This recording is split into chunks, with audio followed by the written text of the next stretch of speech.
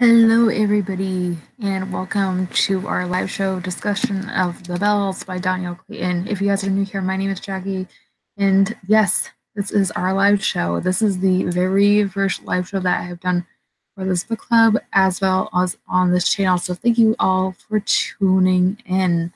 So, yes, like I said 3 times before I hit this, we are here to discuss The Bells by Daniel Clayton. This was our February pick for the month of the book club pick for the month of February. I can't talk today. I apologize about that. But I am very excited to discuss this book with you guys. I'm going to try to keep this book this video a little bit short because I do have stuff to do tonight. So I'm probably going to be talking for 15, 20 minutes. And then I'm probably going to end the live show. But I do want to make these a little bit longer in the near future. So just this is my very first live show. I don't really know what I'm doing yet, so I apologize for that. Without further ado, let's jump right in and get started. So, if you guys are not familiar with the concept of The Bells by Daniel Clayton, this is a YA fantasy novel that follows our main character Camilla, who lives in a world where the Bells, these people with the Bells, are able to control beauty. They are the only ones who control beauty. Everybody else in society is born morally gray. So Camilla, she wants to be the top belle. She wants to live and work at the palace with the king and queen and be the favorite. And when she arrives at this palace, everything is not as it seems. And yeah, it was a pretty good book, definitely worth the hype. I wasn't as loving it as much as some other people were, but it was definitely an enjoyable read. So let's jump more into my thoughts. And this video will contain spoilers. So if you guys are still reading the book or haven't read the book yet and you want to read it, I'm going to go ahead and link my non-spoiler review up on the screen as well as down below for you guys to watch before you come back to this video. So starting off with the character of Camilla, what I thought about her. I had a very complicated relationship with her. I loved her in some parts, didn't like her so much in some others. I found her very whiny for the good majority of this book. It seemed like the first 200 or so pages, she was whining about not being the favorite, not being chosen. It wasn't until she was actually put in place of being the favorite from because her sister had been removed that I actually had some sort of connection with her. But for the most part, I just found her very annoying. And then I will say she definitely grew as a character throughout the book, which I thought was great. But other than that, I don't know. I can definitely see her growing more in the second book in this duology, so I'll have to see how she changes in that book. But next, we are going to move on to the romance aspects, there wasn't a whole ton of romance, which I am glad. I can definitely see one forming in the second book, but I don't think it will play a major role. And there's not too many YA fantasy novels, especially first books in series, where you don't have a romance front and center, so that's great. Then going into the plot, and sorry if this seems kind of rushed, like I said, I kind of have stuff to do tonight. The plot I had also a very complicated relationship with because I found it very slow. The first half of this book I found incredibly slow. So I wasn't bored. I just wish it had been at a faster pace. And then once the pace started to pick up, I was able to enjoy it. So I would say the first 150, 200 pages were slow.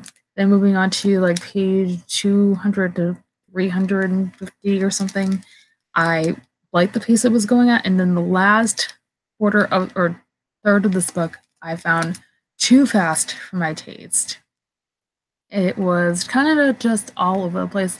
The events that did happen in this book during that plot, I liked, but at the same time, it's been 3 weeks since I read this book, and I can't remember a lot of what happened, so it wasn't too memorable. So I probably will reread this in the future before the second book comes out, so remind me of myself. Because what I do remember, I did really like. I just don't understand why. I can't remember the good majority of what happened in this book. And the last couple of things I want to talk about have to do with the diversity aspects of this book. We have a ton of diversity. The author herself, I believe, let me look in the back. She was one of the creators of the We Need Diverse Books movement. So I found that really interesting. We also have a main character who is the person of color. Actually, the majority of the characters featured in this book are people of color. So yes. We also have LGBTQIA plus side characters that I really enjoyed reading about. And then what else? Yeah, just a ton of diversity. And the last thing I want to talk about before I wrap up this video is a big problem I had with this book, and one that definitely brought this down from a 5-star rating for me. And that was, and I don't know if anybody else noticed this, it might have been just me, but there was fat shaming in this book. There was a lot of fat shaming. That's what is tabbed up in the side, or 3 parts where I found fat shaming elements. Again, this might have just been me, but if anybody also noticed it, let me know. So the pages I found were on page 67, 160, and then the last part I found some was on page 100 or 363.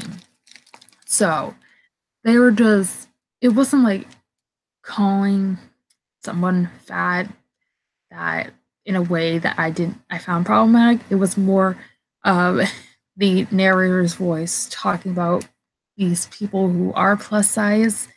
They're, talking negatively about their body size. I am plus size. So to be honest, going into this book, I didn't know what to expect, but I should have kind of seen this coming. If that makes any sense. I'm not calling out the author for anything. I think it was just, I don't know. Those 3 parts kind of bothered me. But with all those details being said, I gave this book 4 stars. I think it was definitely a book that is worth the hype, and I would recommend it. So I will have a link to it down below if you guys want to go ahead and order it for yourselves. But like I said, I give this 4 stars, and that I think everybody should give this a chance. So that is where I'm actually going to go ahead and end the live show, guys. Normally, I would answer some questions from you guys in the comment section or in the discussion board. But again, I'm in a rush, so I apologize for that.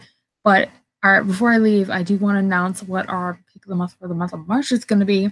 And I did already announce this on the Goodreads group, but if you guys are part of the Goodreads group and you're just kind of finding my channel now, our book club book of the month for March is Children of Blood and Bone by Tomi Adeyemi, which was one of my most anticipated releases of this year. This comes out in a few days. It isn't out yet, but I know a lot of people are planning on reading this the minute it comes out, including myself. I'm so excited. I actually had a partial arc of it back in December, and I read the first 6 chapters of it, and guys, it's going to be amazing. Believe me, it's going to be amazing.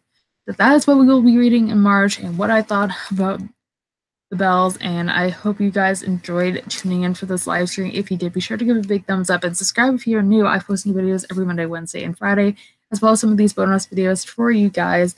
And like I said, the link to the Belles will be down below, along with all my social media links. And with that being said, I hope you guys have a fantastic rest of your day, and I will see you soon for another video. Thanks for watching, everybody. Bye.